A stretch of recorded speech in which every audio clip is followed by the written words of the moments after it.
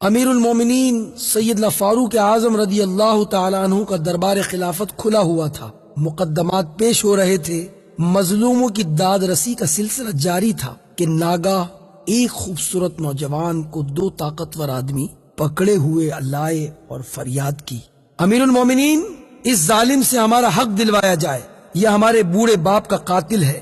امیر المومنین نے خوبصورت نوجوان کی طرف اشارہ کرتے ہوئے فرمایا، تم صفائی میں جو کچھ کہنا چاہتے ہو کہہ سکتے ہو۔ نوجوان نے بیان دیا، میرا اونٹ ایک باغ میں چلا گیا، باغ کے بوڑھے مالک نے پتھر مار کر میرے اونٹ کی آنکھ پھوڑ دی، مجھے بھی پیش آ گیا اور میں نے پتھر کھینچ کر اسے مارا، میرا ارادہ اس کے قتل کا نہیں تھا لیکن میری شامت سے وہ مر گیا۔ امیر المومنین فاروق اعظم رضی اللہ تعالیٰ عنہ نے فیصلہ صادر کرتے ہوئے فرمایا، چونکہ تم نے اقبال جرم کر لیا اس لیے اسلام کے قانون تعزیرات کے مطابق تم سے قصاص لیا جائے گا اور خون کا بدلہ خون۔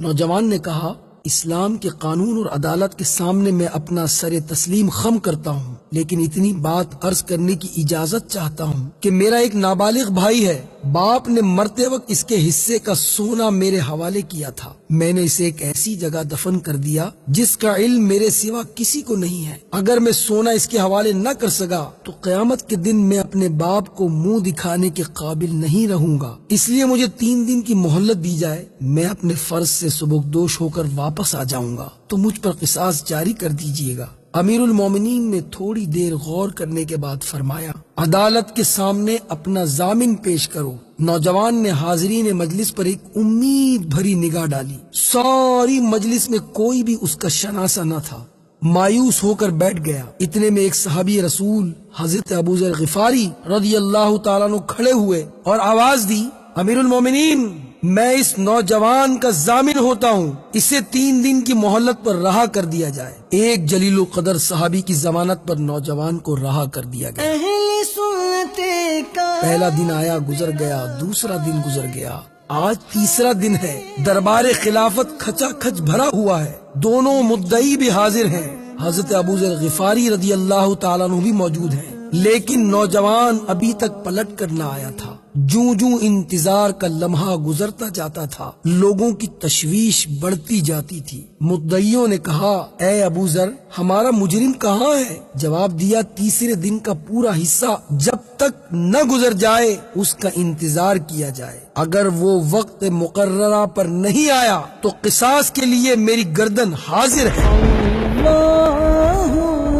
حضرت ابو ذر کے اس جواب پر صحابہ کرام آپ دیدہ ہو گئے اور ان کا اضطراب بڑھ گیا۔ صحابہ نے بڑی لجاجت کے ساتھ ان مدعیوں سے کہا، تم خون بہا قبول کر لو۔ ان مدعیوں نے جواب دیا، ہم اپنے باپ کے قتل کا بدلہ خون ہی چاہتے ہیں۔ امید و پہم کا یہ عالم تھا کہ سامنے سے اڑتا ہوا غبار نظر آیا، گرد ہٹی تو پسینے میں شرابور مجرم نوجوان کھڑا تھا۔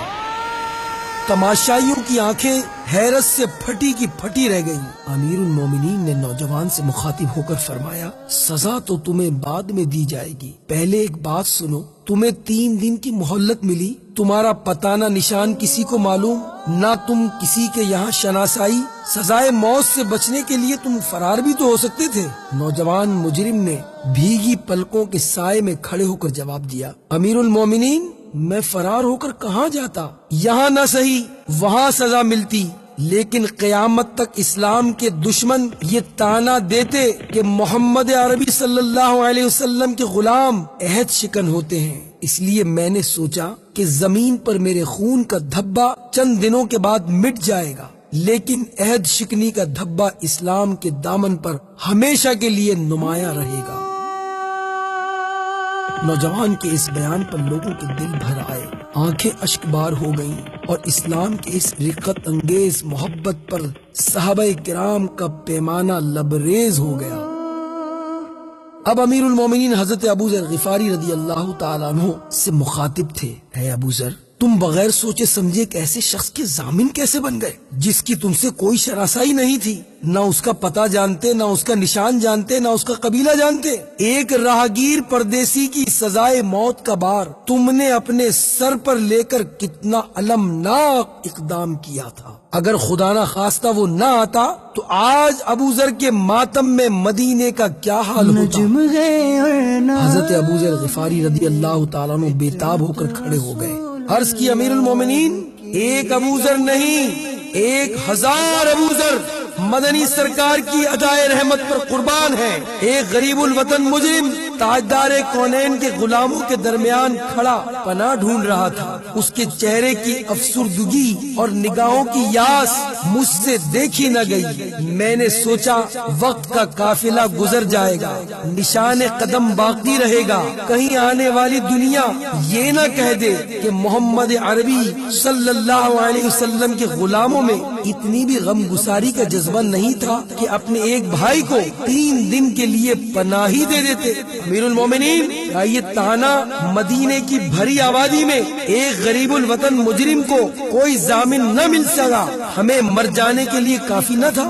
ہم ضامن نہ ہوتے جب بھی آج ہماری موت کا دن تھا۔ حضرت ابو ذر غفاری رضی اللہ تعالیٰ عنہ جواب دے کر جو ہی بیٹھے وہ دونوں مدعی کھڑے ہو گئے اور کہنے لگے، امیر المومنین ہماری بھی سنیے، تاریخ اسلام کی شارع روشن کرنے میں ہم بھی کسی سے پیچھے نہیں رہنا چاہتے۔ ہم بھی یہ برداشت نہیں کر سکتے کہ آنے والا مورخ مدنی سرکار علیہ السلام کے غلاموں کو یہ تانا دے کہ ان میں اتنا بھی جذبہ رحم نہیں تھا کہ واپس لوٹ کر آنے والے مجرم کو معافی کر دیتے۔ یا امیر المومنین، گواہ رہیے کہ ہم اپنے باپ کے خون کا دعویٰ واپس لیتے ہیں اور دل کی اتھا گہرائی سے اپنے بھائی کو معاف کرتے ہیں۔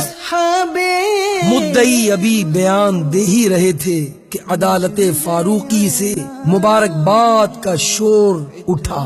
مبروک مبروک مبروک۔ ہر آنکھ آج خوشی سے پرنم تھی، ہر چہرہ شگفتہ تھا، ہر نظر مخمور تھی اور ہر دل گویا مسرت سے جھوم رہا تھا۔